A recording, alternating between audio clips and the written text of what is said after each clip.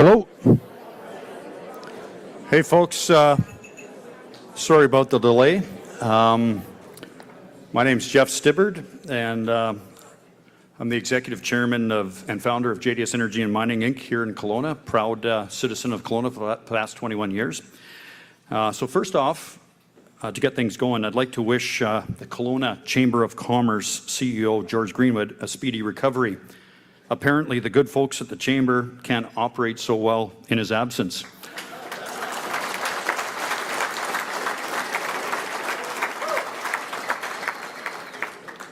Now, I just got asked to do this last night, so I'm a little bit short on who is going to be here, but I have to mention one dignitary besides Pierre, Okanagan Lake West and South Kelowna MP Dan Albus at the back of the room. Thanks, Dan. Not to mention the plethora of other super important politicians and ex-politicians in the room, so sorry I couldn't pick all your names off. So today I have the great honor of introducing Pierre Poilievre, the leader of His Majesty's Loyal Opposition and Conservative Party of Canada. Pierre Poilievre grew up in Alberta as the adopted son of two school teachers. We've all heard the story, but I'm going to give it to you again. He lives in Ottawa with his wife Anna and their children, Valentina and Cruz. As a member of Parliament and former minister, he helped the Harper Conservative government cut taxes, balance budgets, deliver affordable homes, and crack down on crime and corruption. Something that's kind of foreign to us now.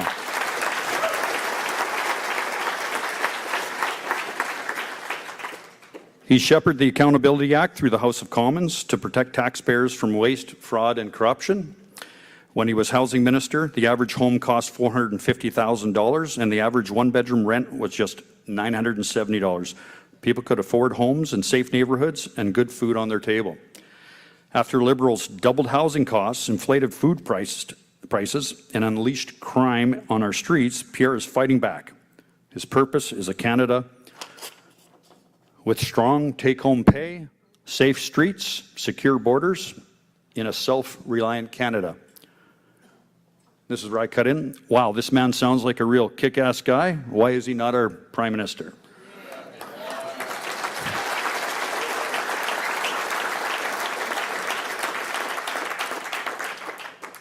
So purpose of today, we hope to hear his impactful, focused, and immediate thoughts and plans to lead Canada out of this political obscurity and how we might help him to be Canada's next Prime Minister.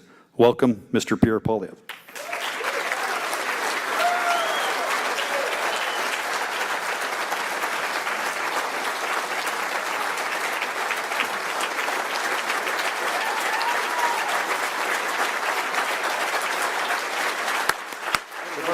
Thank you very much. Hi, guys. Merci beaucoup. Thank you very much, Jeff, for that very kind introduction. It's great to be back in the Okanagan. In fact, I've always believed that the Okanagan is the best part of Alberta. As you know, Albertans are that alien species that invade your wonderful province just in the summer and in the winter. We leave you alone in the shoulder seasons, but of course we leave a lot of money behind as well on our visits through, and my family, that was no different. We grew up in Calgary. I grew up in Calgary, obviously, and when I was a kid, our favorite thing to do was to come camping in the Okanagan, and we'd get on the road trip, and all those spiraling turns back and forth along the way, and we'd arrive. Normally we go to Penticton, though. Okay, so we got someone, oh, where we go, Helena, our member of Parliament from Penticton is here. Give her a round of applause.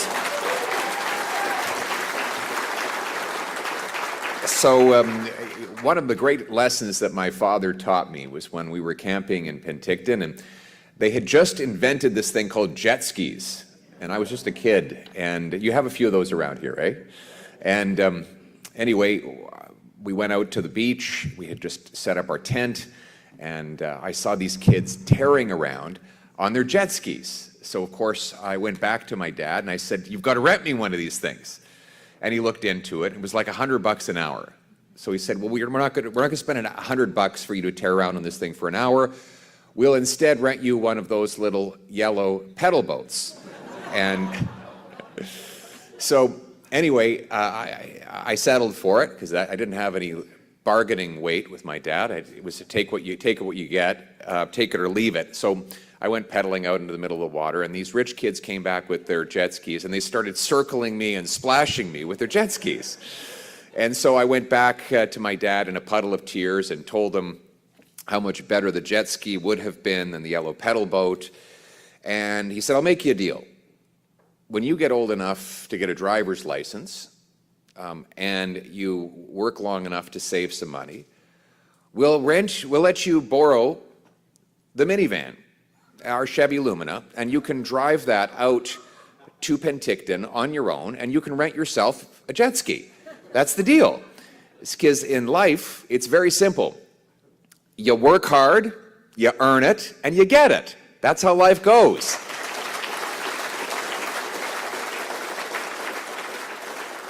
And those were the values my folks raised me with, and whether it was camping in Penticton or using my mother's coupon books to go get a beef on the bun, that she could make $1 go further than anyone. I was thinking about making her my finance minister, actually. But the lessons they taught me as a kid growing up in Western Canada is that anybody who works hard gets a great life. That if you put in a hard day's work, you follow the law, you get a good education, you can get yourself a nice home, great food, meat and potatoes on the dinner table, maybe even a cottage, so you can go and recreate and enjoy yourself, and that there are rewards for working hard in this country. And that's the country that gave me everything I have, starting from very modest beginnings. It's the country that gave our other members of Parliament and candidates. We've got the great Dan Albus, a member of Parliament for Kelowna, part of Kelowna.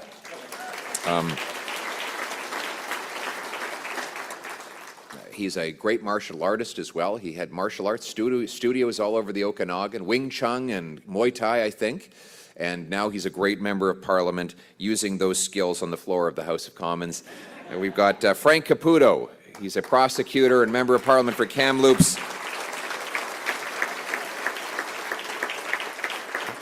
Helena Conance from Penticton, Osoyoos, Oliver in the South Okanagan, West Kamloops, West Kootenays, I should say. Mel Arnold from the northern part of the Okanagan is over here as well, our fisheries man. We've got the great Tracy Gray, former member of Parliament. Yes, what a great champion. And she was in the wine business before. So she knows all about the local wine business in this area, and she fought for that and other small businesses on Parliament Hill. Of course, the Conservative Party was founded by alcohol, so that's how John A. Macdonald created this country, over the drink. And of course, Churchill said, alcohol has taken much out of me, but not as much as I've taken out of it. So anyway, great to see you again, Tracy. And thank you very much, Jeff, as well, for that wonderful introduction. He's a wonderful entrepreneur. He started mining companies. He's dug up countless minerals, brought them to the surface, created thousands and thousands of jobs. But of course, his greatest and most treasured achievement is not the money he's made, the jobs he's created, but his beautiful family, his children and his grandchildren. He's got some very young grandchildren. I think 2.5 years old is the youngest one. Is that right? Did I get that right? Good. And I mean, it was a scary moment there when you were there when your grandchild was born, and a little while ago. And of course, when the little one came out of the womb, there was that dreadful silence that we all hope we never experience. No crying, no noise. And the family gasped, wondering if the little one was going to be okay. And then the doctor walked over and whispered something in her ear, and all of a sudden a great cry was let out. The baby kept crying and crying for hours and hours on end. So later that day, Jeff went to the doctor and said, "What is it that you said to our new baby granddaughter that made her cry so loud?" And he said, "I just told her that her share of the national debt was $31,000. And that did it.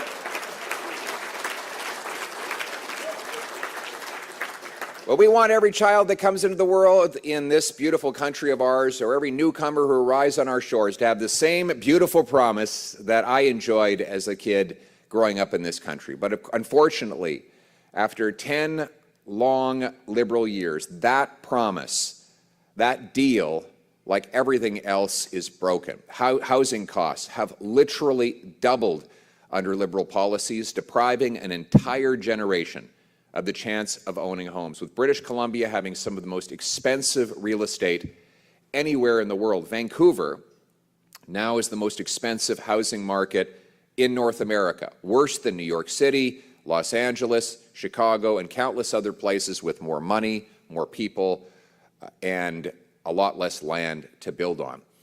We have housing costs, in fact, have risen 30% faster than incomes, the biggest gap of any G7 country. Now, roughly 80% of our young people who don't yet have homes believe they never will. Rent is so expensive that many of our youth are now living in their parents' basements, as Liberal bureaucracy and Liberal taxes have driven up the cost of construction. The price of food is rising. Of course, it's risen 40% faster in Canada under the Liberals than it did in the United States in the exact same period of time.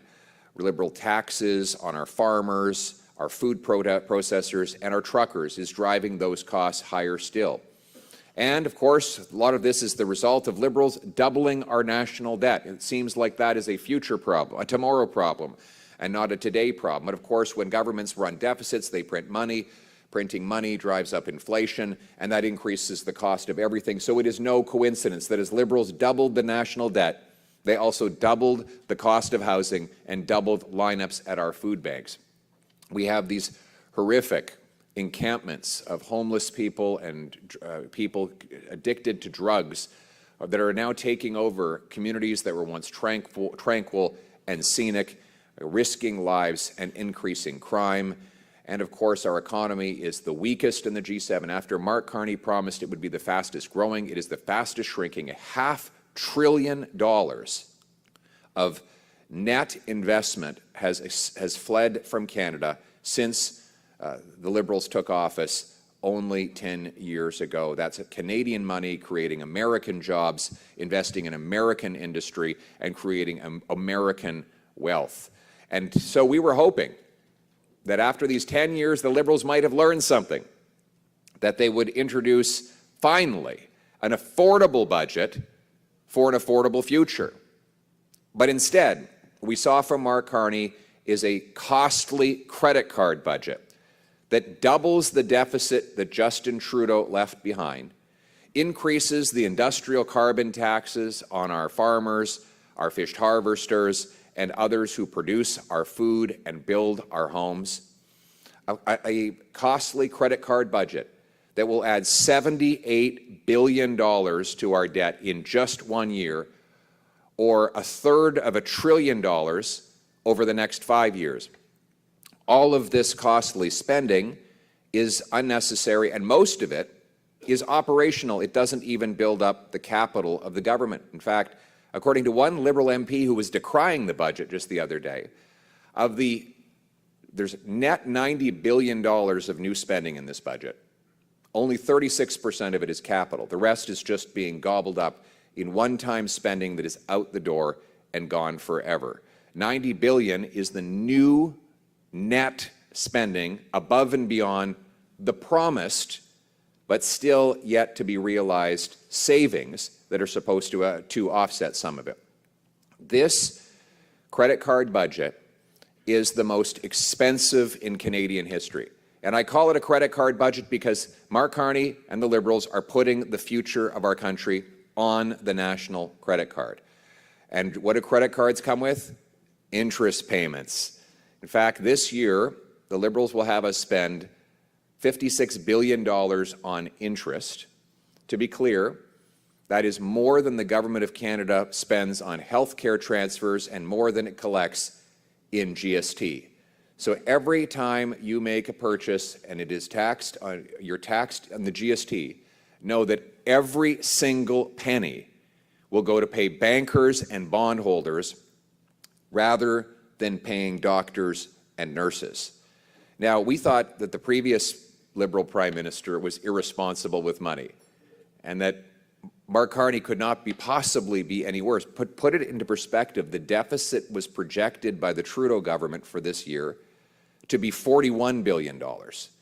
So in his 8 months as Prime Minister, Mark Carney has managed to double Justin Trudeau's deficits. So in other words, Mark Carney costs even more than his Liberal predecessor. Meanwhile, he's raising taxes on home building and on food. So let's start with home building. The industrial carbon tax on steel, concrete, cement, glass, aluminum, plastic, all of the things that are necessary to build a home. You tax the things that go into a home, you tax the home itself. This is another Liberal tax increase on homes. According to the Canadian Home Builders Association, these taxes and the failure to remove other taxes on home building will cost 100,000 construction jobs as government continues to stand in the way of home building. And then there's taxes on food.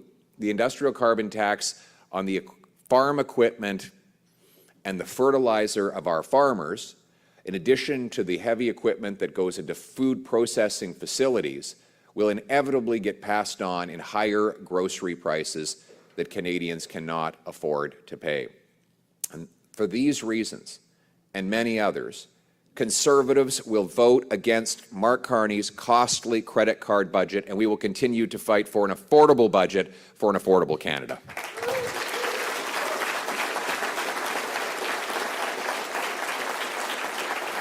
Now, the irony is that we should be the most affordable country anywhere on earth. In fact, Canada should be a dirt cheap place to eat, to house yourself, and to live your life. Why? Why should it be dirt cheap? Because we have the most dirt.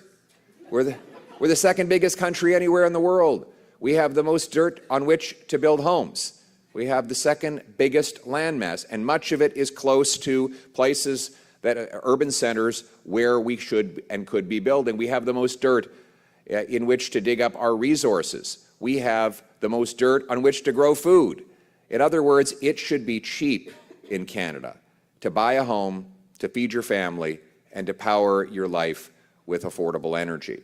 And this speech today, I'm not just going to talk about the costly credit card budget, but also about how we can unlock the potential of our country to be the most affordable place anywhere on earth, because that is really the singular focus right now. Canadians cannot afford to live. Everywhere I go, people tell me they just can't afford life anymore. I was just over to Starbucks this morning to caffeinate myself, and I met a young guy named Axel. He's an immigrant from Libya. He's an engineer, and he said he's planning to go home. He's been here for 15 years, and he says he can't afford to live here, and his quality of life would be better in Libya. Would you have imagined that someone would say that in Canada? But these are the kinds of stories we hear again and again of people who believe that they've been priced out of their own country by their own government. And you know, there's a contradiction in the way that Liberals approach everything. Let's start with housing. So why is it that we have the most expensive housing in the G7? Well, we have the fewest homes per capita, even though we have by far the most land to build on. So we have 10 times as much land to build on as the second closest G7 country, and yet we have the fewest homes. And why is that? Well, because the taxes and bureaucracy block home building. You know, about 50% of the cost of a new home today in Canada is taxes. In Vancouver, it's actually 60%. 60% of the cost of a new home that gets installed in Vancouver is just taxes. The C.D. Howe did a study on the cost of a home in Vancouver, and they did the gap between the cost of building it and the cost of buying it, and it's $1.3 million.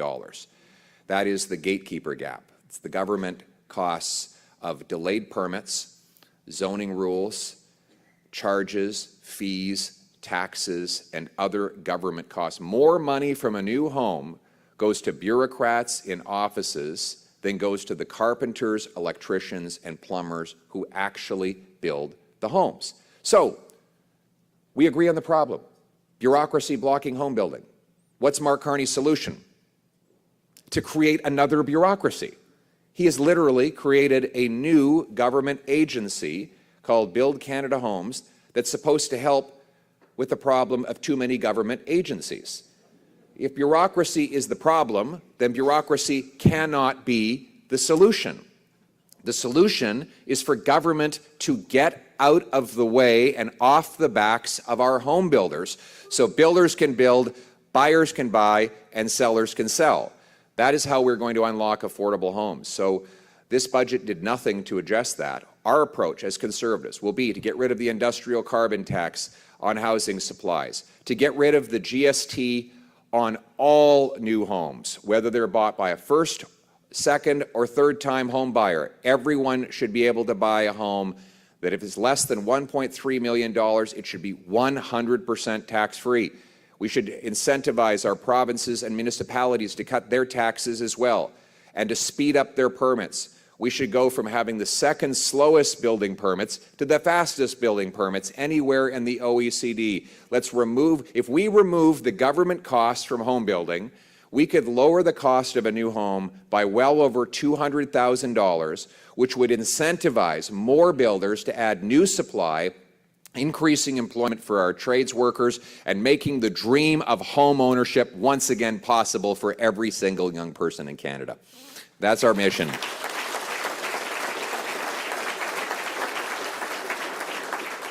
And then there's our resources. You know, people might say, well, how does developing our resources make life more affordable? Well, it's really simple. If we were selling more of our resources to the world, our dollar would be at par. And a stronger dollar would mean that absolutely everything that you buy that is internationally priced, that includes energy or food, would be significantly cheaper. That's one of the reasons why life is so much more affordable south of the border. They have a much stronger dollar. But unfortunately, we have seen our energy and resource sector under attack by government bureaucracy and high taxes. The 9 bad Liberal laws that make it uncompetitive for us to develop our resources. You know, we should be the richest and most affordable country in the world. We have the 3rd biggest supply of oil. We're the 5th in natural gas. We are 1st for uranium, for potash, for fresh water. We have the longest oceanic coastline, the shortest shipping distance to both Asia and Europe from the Americas. These massive natural advantages should be harnessed to enrich our people and empower them with stronger take-home pay and more affordable energy and other goods. The government, though, stands in the way. Canada has the 2nd slowest permits of any country in the OECD to get major projects approved. In fact, in Canada today, it takes 18 years on average to get a mine approved. 18 years. So if you had a child today, they would be age of majority before, and you applied for a mine at the same time as they were born, they'd be age of majority before the shovels ever get into the ground. It takes, for example, 14 years to get an LNG plant approved. In the last decade, the Liberals have allowed only, well, it was actually approved by Harper. There's only been 1 LNG plant completed in Canada. There has been 8 south of the border in the United States. And in that same time period, the Qataris have doubled their natural gas production, and the Germans built an import terminal for natural gas within 194 days from concept to completion, not to permitting, to the thing being fully built. Here in Canada, as I said, it takes 17 years just to get the permit in the ground. So the problem? Too much bureaucracy. Mark Carney's solution? Add another bureaucracy. He's created yet another bureaucracy, a new bureaucratic hurdle for miners and oil and gas enterprises and other resource companies to jump through in order to get anything approved. And yet again today, instead of getting things done, Mark Carney was standing up doing photo ops, announcing that he's going to approve a bunch of projects that were already going to happen. One of them, the Sisson mine in the East Coast, this mine, there was a Liberal minister, Dominic LeBlanc, who said that his government was going to make sure this project got underway within a year, and that was back in 2017. Now today, Mark Carney is re-announcing that same Liberal promise. You know, most of these projects were on the verge of happening anyway, as they have already gone through years and years of Liberal bureaucracy. So Mark Carney is really, when it comes to getting projects approved, he's kind of like the rooster who thinks that he made the sun go up just because he crowed when the sun went up, right? He's not actually getting anything done. He's just showing up to take credit for things that were going to happen anyway.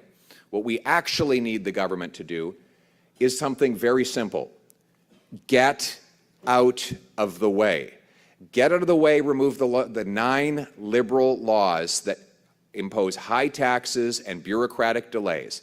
Get out of the way, repeal C-69, the No New Pipelines law, C-48, the ban on offshore oil shipping, the industrial carbon tax, the energy cap. Remove all of these obstacles so that our builders can build, our investors can invest, our workers can work, and Canada can take back control of its resource future. That's what the government needs to do.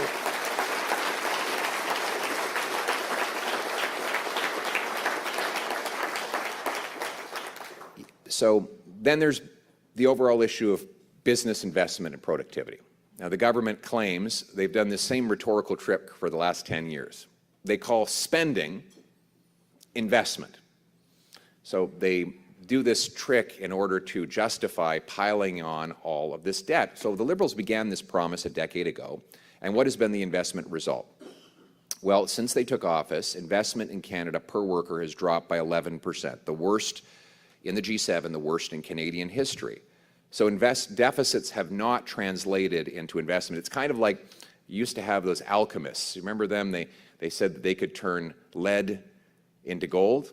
Well, the modern alchemists, Liberals, tell you that they can turn deficits into investment.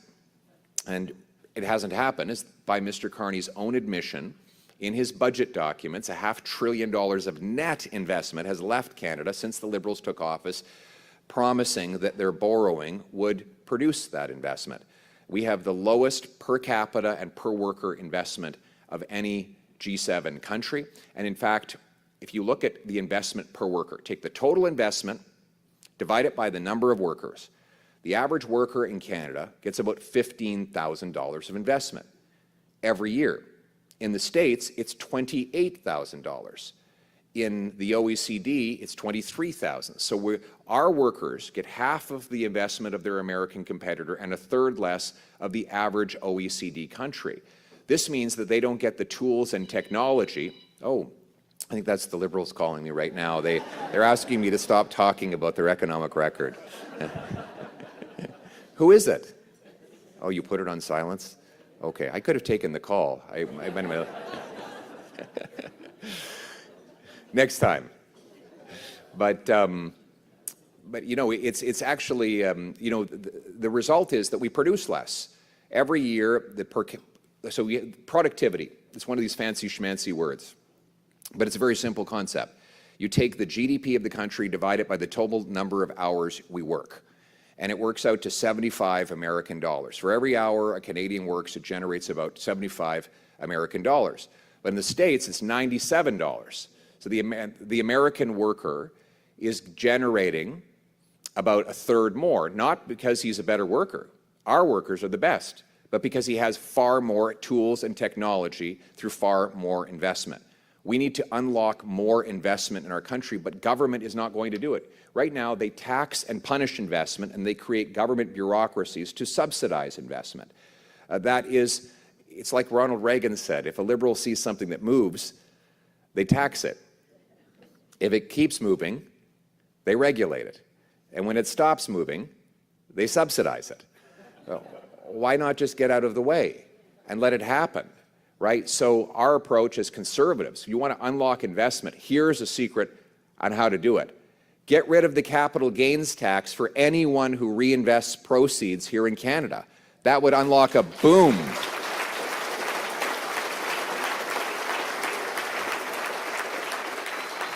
Can you imagine that? A farmer sells his farm, but instead of buying the S&P 500 to retire on, he plows the money back into a small business that his kids might run. Or the $500 billion we've lost, imagine if we said to all those investors, bring that money home, invest it in Canada, there will be no tax. Imagine the hundreds of billions that would come pouring back into ventures in this country. And what if we added to that the fastest building permits anywhere in the OECD, so that that capital could get to work building stuff, inventing stuff, delivering stuff from day one. And then we should cut taxes on work so that energy that we put into our effort, we actually get rewarded.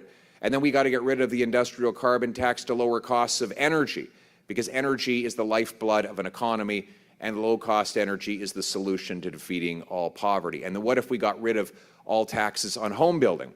Could you imagine all the tariff-proof jobs that we would have in this country, how much more self-reliant and strong we could be as a nation? And what if finally, in addition to making this the best and most open place to do business, a big, open, free enterprise economy, what if we also made our streets safe again by repealing the catch-and-release liberal laws and locking up the criminals?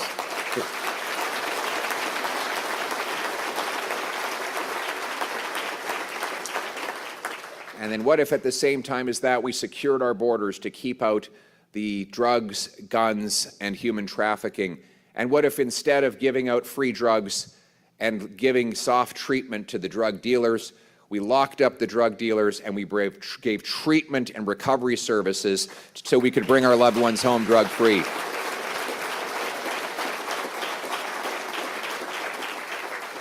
Then we would have the safest and most affordable country anywhere on earth. We would be booming in this country. Our paychecks would be growing far faster than our cost of living.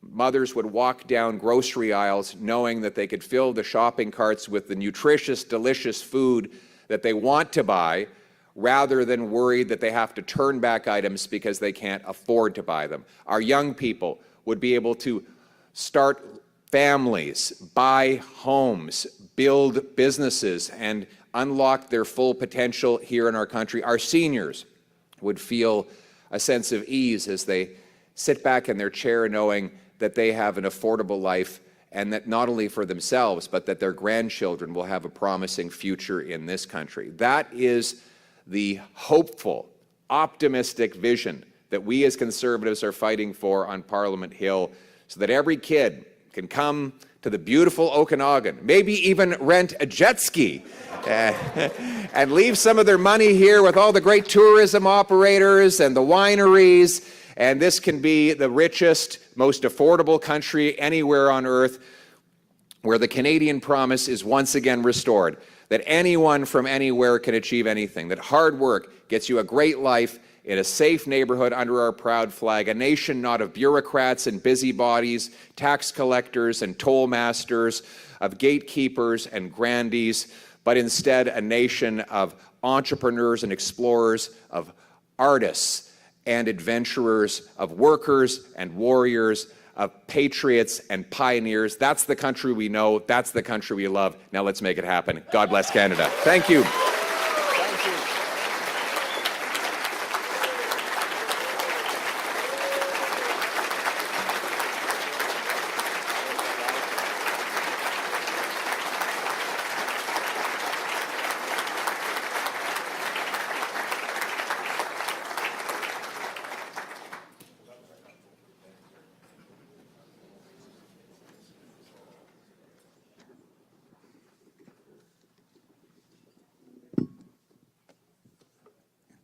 We good?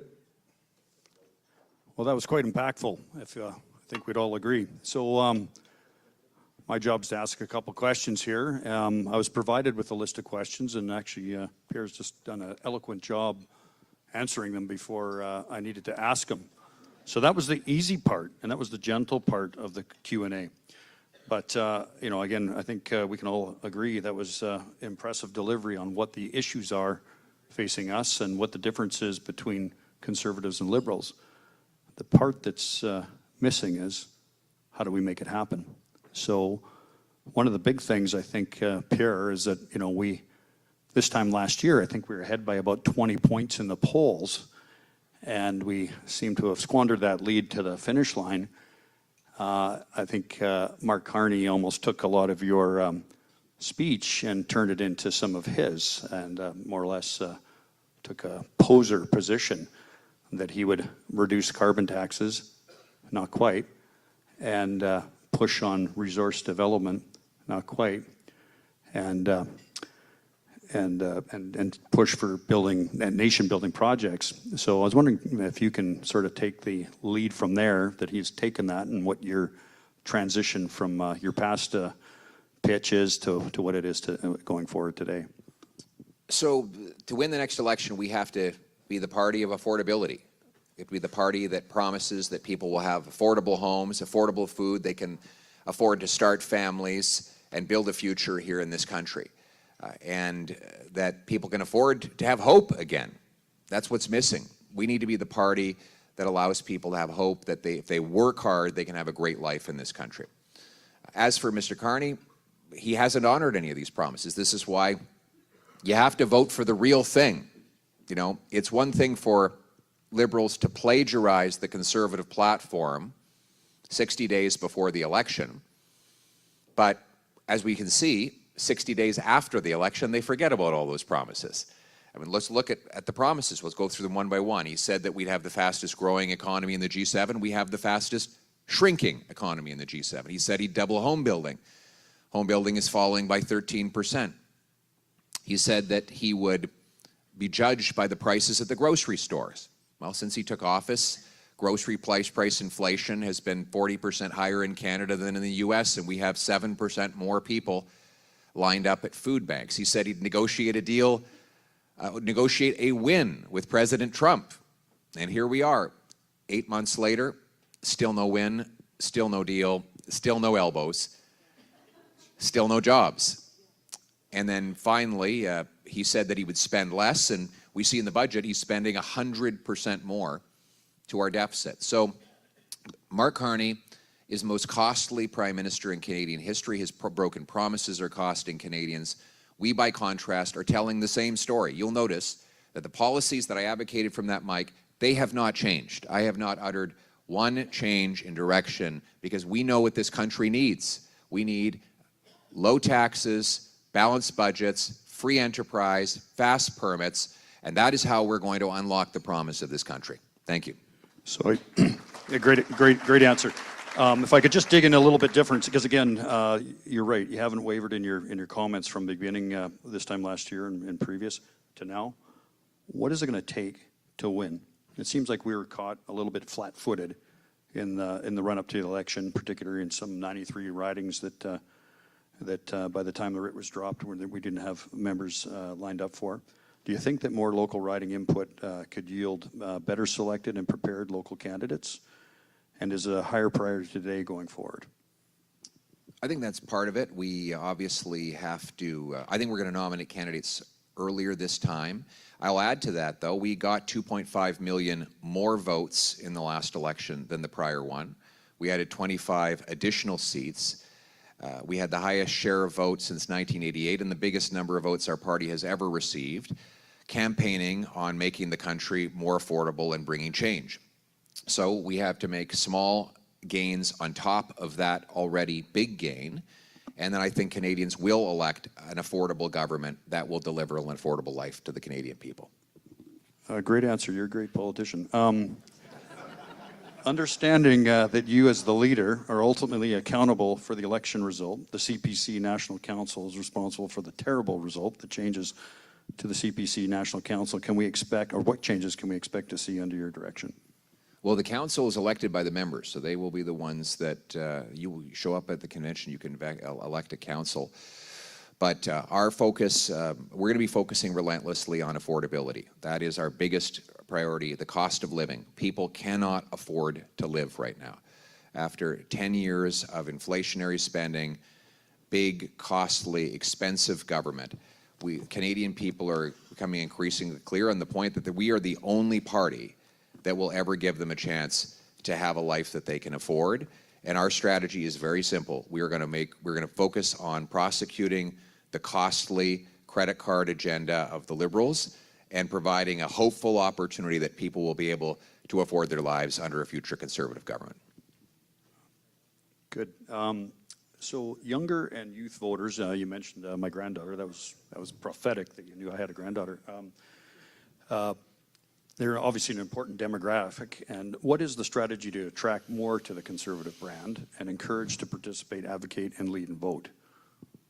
Well, that's actually another area of good news in that we won the youth vote this last election.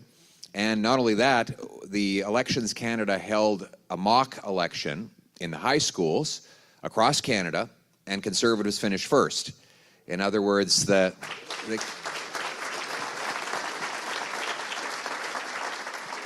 don't know if that's ever happened before.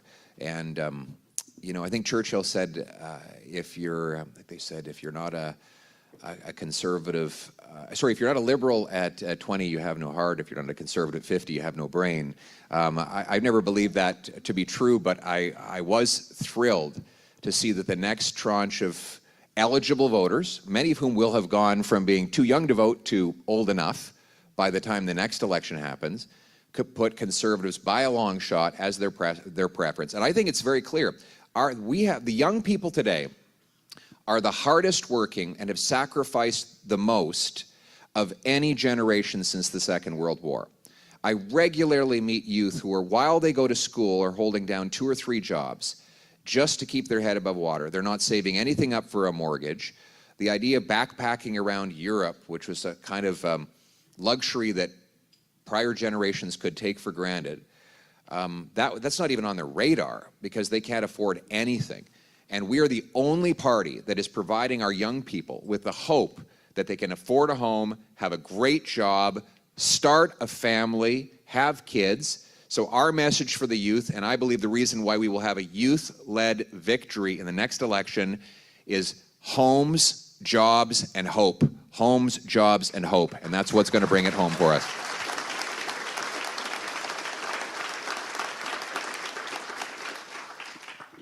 Well, all us young guys would agree with that. Hey, you're youth, aren't you? Yes, Great. I am. So that moves on to the octogenarians. Youth used to be 30, but with inflation, it's 40. Yeah. So, yeah.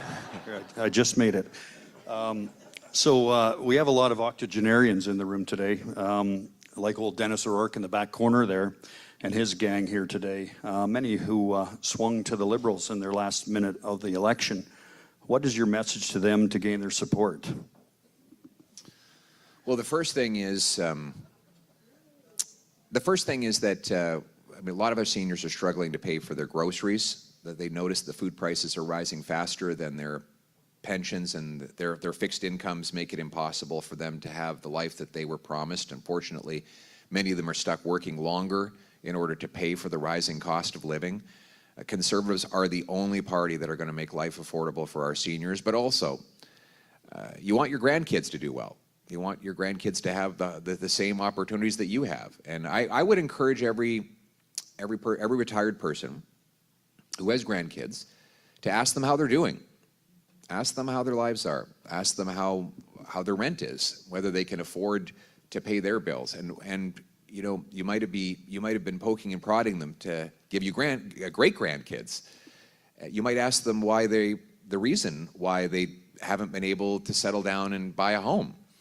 Many of them do want to. I meet a lot of young people who say they want to get married to have kids, and they simply can't afford it. There would be no place to raise those kids.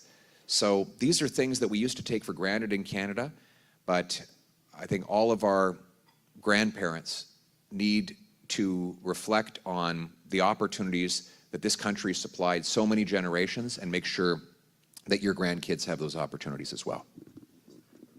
So,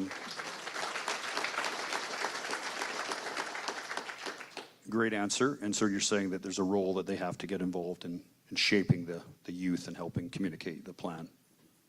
Well, in a lot of ways, what we need to do is the youth already have the message. They know what they want. They want to get out there and work hard and earn a great life. And I think the message is that they want to get the same promise from the country that retired Canadians had when they were young. Okay, great answer. Unfortunately, it was a little long. Dennis fell asleep in the back there, so we'll have to sharpen that up, I guess. We have a video we can show it to. Play back later. All right. Again, maybe some more time on the pickleball court for you, and you can get that out there to him as well.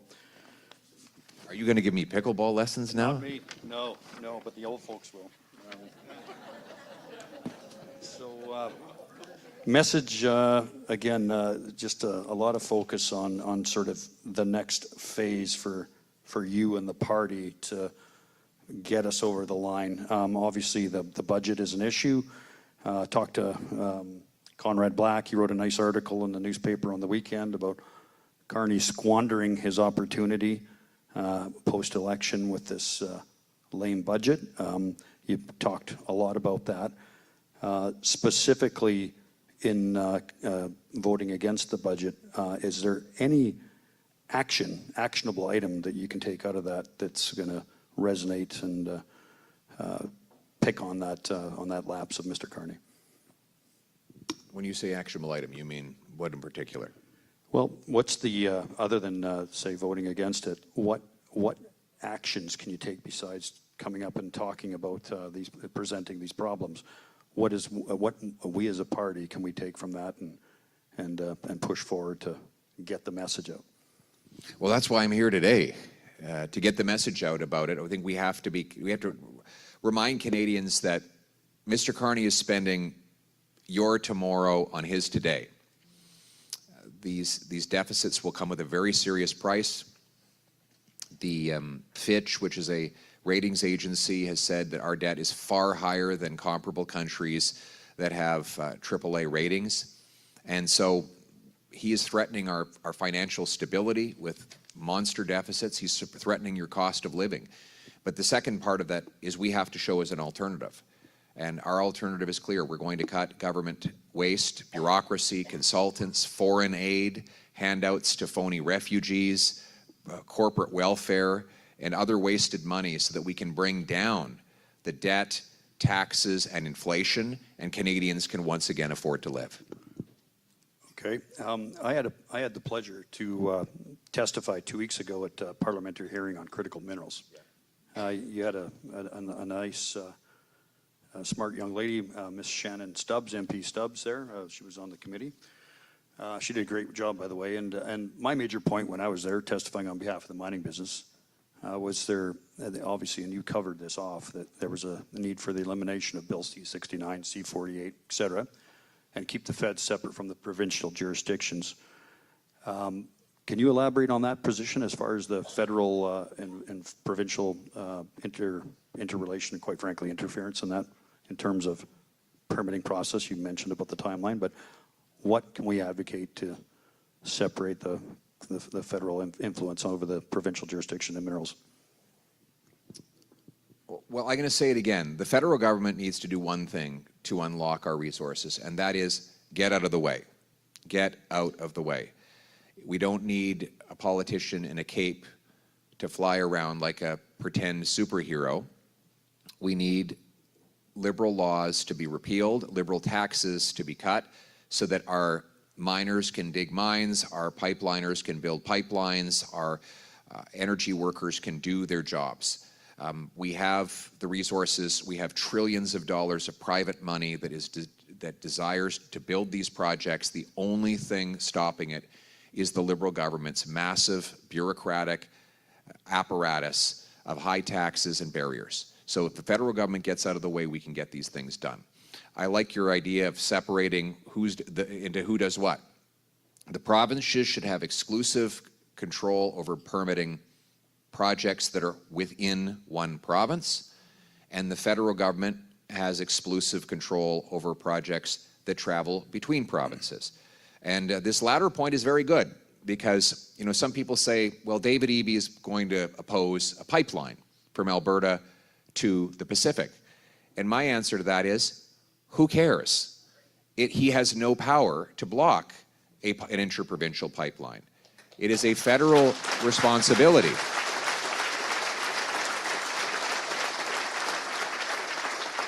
So Mark Carney will try to use David Eby as an excuse for not allowing a pipeline to go ahead. That is not an excuse. The Constitution is very clear on this point. The federal government has the power to go ahead even if the provincial government does not agree. And I'm going to be very clear. Mark Carney still hasn't stated his position on a pipeline to the Pacific. He still doesn't know what he thinks on the subject 8 months after taking the job.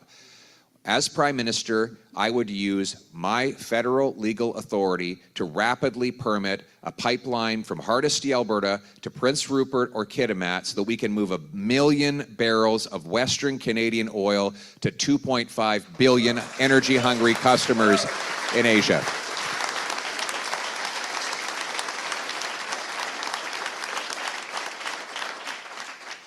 That's a great answer. And again, I think that was very well covered off in the committee. What would be the outcome from those committee hearings? And is there a role to kind of elevate the findings of the committee? Because it was presented by people like myself from industry, and or does this get buried? Is there an actionable item that can come out of that committee meeting? That there was a Liberal committee, obviously chairman, but Ms. Stubbs was quite eloquent in bringing some of the information to the forefront. But from that point on, where does it go from here? I mean, is there something we can do to highlight that? Probably nowhere. Okay, But, thanks. I'll Sorry, I'm just being honest. I'll put in my expense account for the trip. The definition of a committee in Ottawa is a group of people who by themselves can do nothing, but together they agree nothing can be done.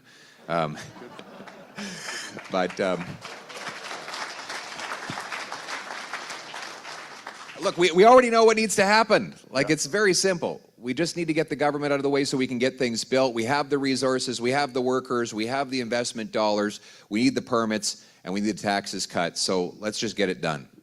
I like it.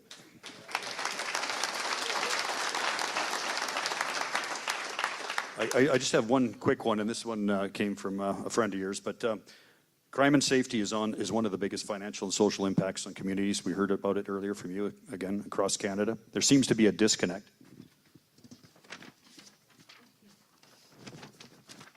between the court system and public opinion, and that distance is widening. What would you do to narrow the gap to regain public confidence in our justice system? Lock up the tiny group of criminals who do all of the crime. Kelowna's mayor revealed just the other day that 15 offenders had to be arrested 1,300 times in 1 year. In Vancouver, they had the same 40 offenders who were arrested 6,000 times in a year. So on average, you have one offender who is arrested literally 100 to 150 times a year, and those are just the times they got caught. That means there are probably hundreds of others. There's a guy in Penticton whose name is Levi. Is anyone from Penticton here today? Do you know Levi?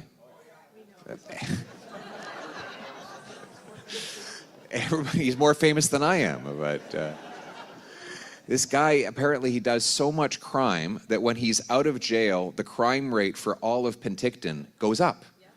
I mean, like one guy does enough crime to move the crime rate. The good news is we don't have a lot of criminals in Canada. The bad news is they're very, very prolific. They do a phenomenal amount of crime. So imagine if you just locked those guys up and you left them behind bars. That's why I propose a 3 strikes, you're out law. 3 serious convictions and you're no longer ever again eligible for bail, parole, probation, or house arrest. It's jail, not bail.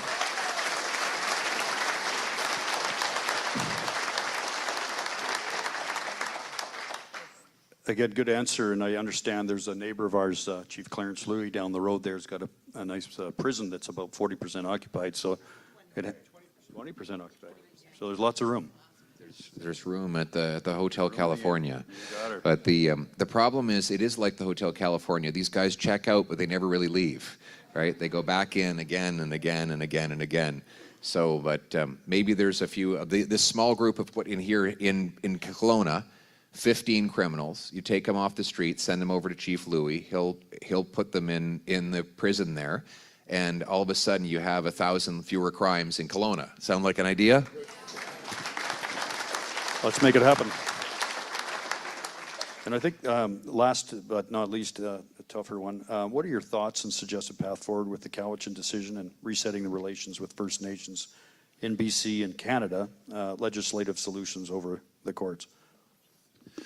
Well, the federal government has to make a clear and decisive argument in the courts in favor of fee-simple property rights. If we do not have fee-simple property rights, our entire economy is going to collapse. So this ruling cannot stand, period.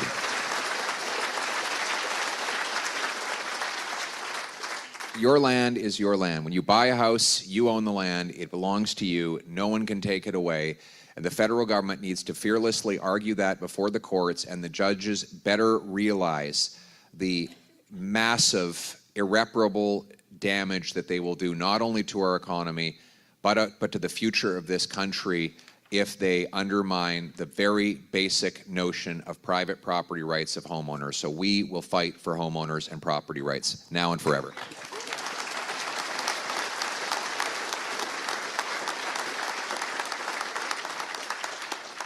Well, that's my list of questions. I don't know if where's the young fellows? Any more questions? Might as well take one from the floor. There's a right up here, and then there's a young lady at the back as well who was pretty quick. Please, can you announce that this hotel is on Canadian soil? It is on Canadian soil. That's it? There's a nice young lady. This young lady was very quick to have her hand up. We should give her a chance. Do you want to shout it out? Are you okay shouting it out?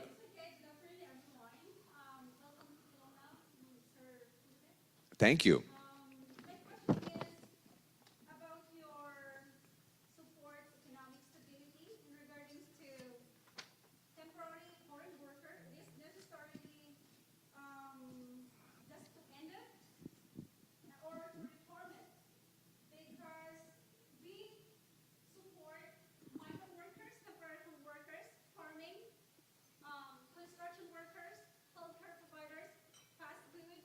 In the long term, what is your strategy to see the flow of the changes? Because it's gonna take some time to make this changes and give this opportunity of transitioning.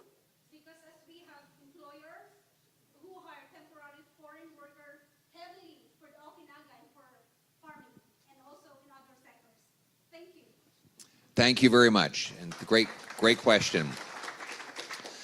So, first of all, I think that the individual workers, we should honor them. They are very good people. I've met a lot of the temporary foreign workers. They themselves are wonderful, and they're hardworking, and they want the same thing as everyone else.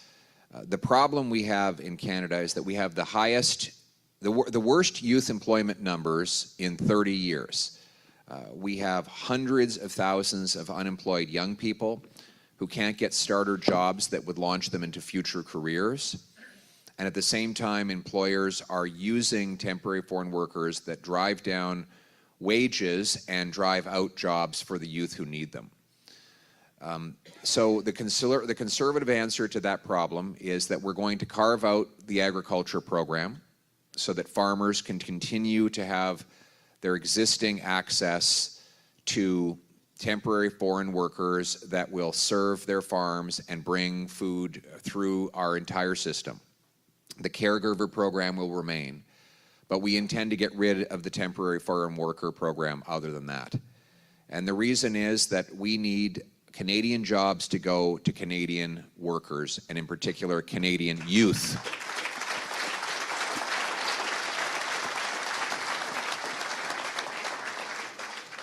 Thank you. Thanks, Pierre. I'll just finish up in closing, but thanks very much for your time.